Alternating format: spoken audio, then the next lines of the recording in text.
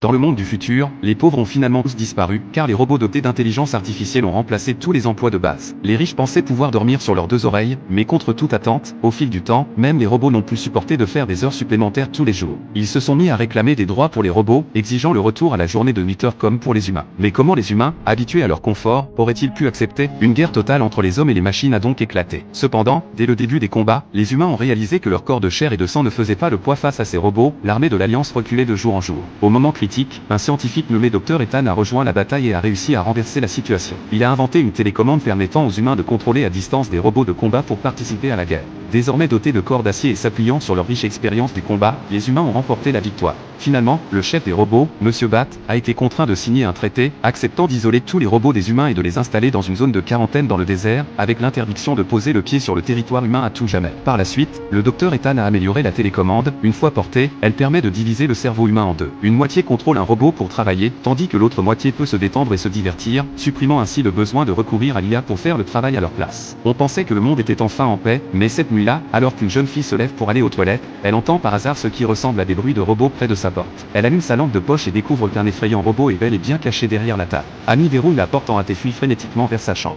Mais face à la force du robot, ce simple verrou ne suffit absolument pas à l'arrêter. Elle le voit s'avancer pas à pas dans la pièce, pendant qu'Amy, cachée sous la table, n'ose même plus respirer. Mais après avoir fait le tour de la pièce, le robot s'arrête soudainement devant la table.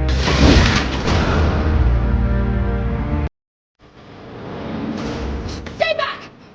Freeze! En y regardant de plus près, Amy remarque qu'il ne semble avoir aucune mauvaise intention, mais comme il ne peut pas parler, elle ne sait pas ce qu'il essaie d'exprimer. Le robot s'impatiente, il prend une photo d'Amy et de son petit frère sur la table, pointe le frère du doigt, puis se pointe lui-même, comme pour dire qu'il est son petit frère disparu il y a 5 ans. Évidemment, Amy a du mal à y croire. Elle lui arrache violemment la photo et le repousse d'un coup de pied. Cependant, tout ce tapage attire l'attention du propriétaire. En entrant dans la pièce, le propriétaire est stupéfait de découvrir qu'Amy ose cacher un robot en secret. Si la police l'apprenait, tous les locataires de l'immeuble pourraient finir en prison. De plus en plus agité, le propriétaire hurle qu'il va la dénoncer, tout en la poussant violemment au sol. Mais le robot s'interpose de lui-même pour la rattraper, faisant au passage un signe de la main exclusif que seul elle et son frère connaissaient. Puis, s'avançant pas à pas, il rend la monnaie de sa pièce au propriétaire en le repoussant violemment contre le mur. Fou de rage et humilié, le propriétaire court dans le salon pour appeler la police. Alors que l'appel est sur le point d'aboutir, le propriétaire crie son adresse à voix haute, mais la seconde d'après.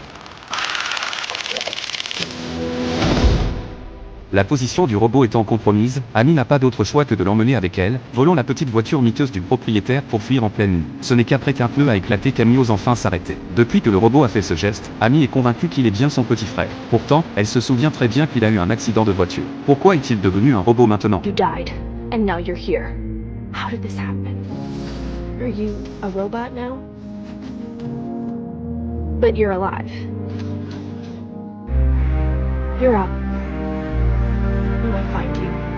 Le frère mime alors quelqu'un portant des lunettes, se dirige vers la banquette arrière, prend une bouteille de cola et pointe le mot au docteur inscrit dessus. Amy se rappelle alors qu'après leur accident de voiture, c'est un docteur à lunettes qui lui avait annoncé le décès tragique de son frère, et depuis ce jour, elle ne l'avait plus jamais revu. Il semblerait que ce soit cet homme qui ait emmené son frère, et que ce dernier ait réussi à la retrouver aujourd'hui en contrôlant ce robot. Amy sort une carte et demande à son frère d'indiquer sa position, mais à sa grande surprise, il pointe le plein centre de la zone de quarantaine du désert. C'est pourtant une véritable prison pour robots, un endroit extrêmement dangereux où presque aucun humain n'a mis les pieds depuis des décennies. Rien que d'y entrer s'annonce déjà très compliqué. Soudain, Amy se souvient que son propriétaire achetait souvent secrètement des objets de la zone de quarantaine sur internet, et que les colis portaient une adresse d'expédition. Cela signifie que le vendeur sait comment entrer et sortir de la zone de quarantaine pour obtenir ses marchandises. Aussitôt, les deux se mettent en route.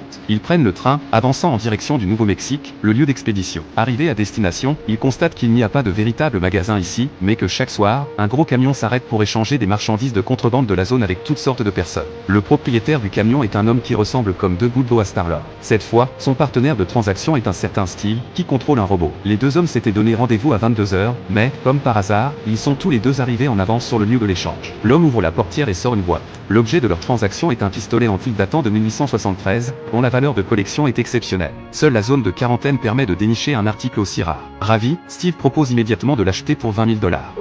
Yes, sir? Yeah, original shells and everything. I throw them in for free.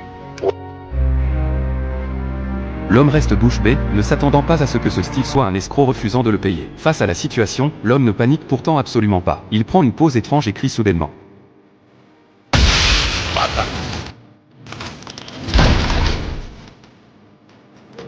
Took your freaking time, didn't you? Who's a jet? That was in power save mode.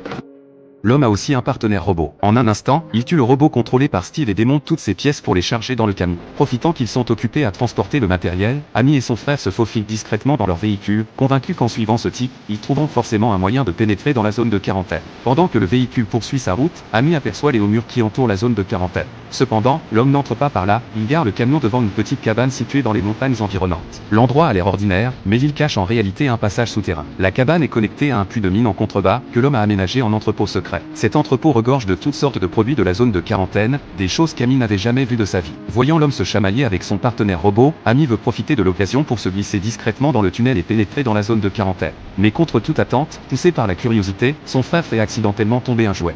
L'homme découvre avec horreur que le robot devant lui est en train de dévorer ses propres semblables. Heureusement, le groupe se cache à temps dans un coin, évitant ainsi de devenir à leur tour de la nourriture. Il s'avère que depuis la rébellion des robots, ceux-ci ont été isolés dans cette prison du désert. La pénurie prolongée de ressources a forcé les robots à s'entretuer et à arracher des pièces sur le corps de leurs congénères pour survivre. Mais heureusement, Matt possède ici un